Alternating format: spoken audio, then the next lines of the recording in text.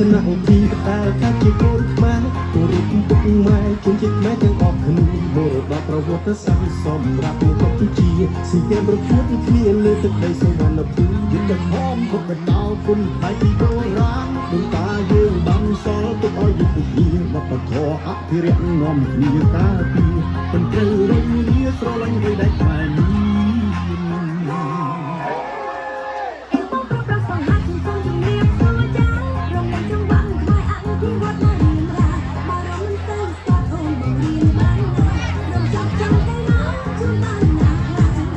ទៅទស្សនាប្រាសាទបុរាណសាយុមួយទាំងកំណត់ឲ្យបានយកពីអត្ថន័យចម្លាក់នៅលើប្រាសាទទេវតាអស្ចារ្យត្រីមានកូនខ្មែរប្រស្រីសូមសន្យាទឹកចំចាយជាទៅមកពីប្រាសាទ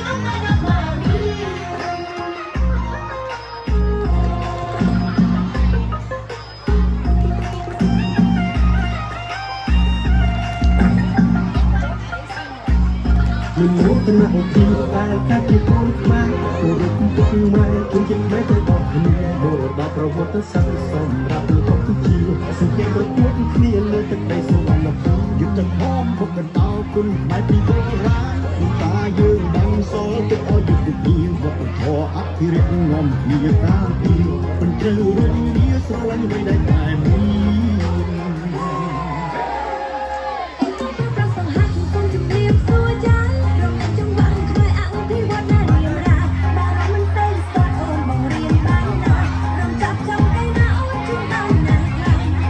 ទៅទស្សនាប្រាសាទបុរាណសាយុមួយទាំងកំណត់ឲ្យបានយកពីអត្ថន័យចម្លាក់នៅលើប្រាសាទគេដូចតាអស្ចារ្យត្រីមានកូនខ្មែរប្រស្រីសូមសន្យាទឹកចំចាយយើងមកពីទៅប្រាសាទ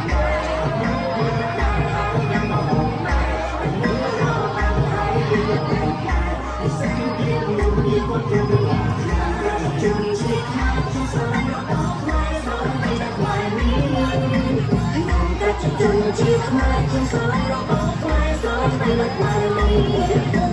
យើងតែមួយជាជនជាតិខ្មែរស្រឡាញ់របស់ខ្មែរស្រឡាញ់តែខ្មែរនេះយើងជាជនជាតិខ្មែរស្រឡាញ់ត្រូវហើយតែខ្មែរនេះខ្ញុំតែជាជនជាតិខ្មែរខ្ញុំស្រឡាញ់របស់ខ្មែរស្រឡាញ់បីតែខ្មែរនេះខ្ញុំតែជាជនជាតិខ្មែរខ្ញុំស្រឡាញ់របស់ខ្មែរស្រឡាញ់បីតែខ្មែរនេះ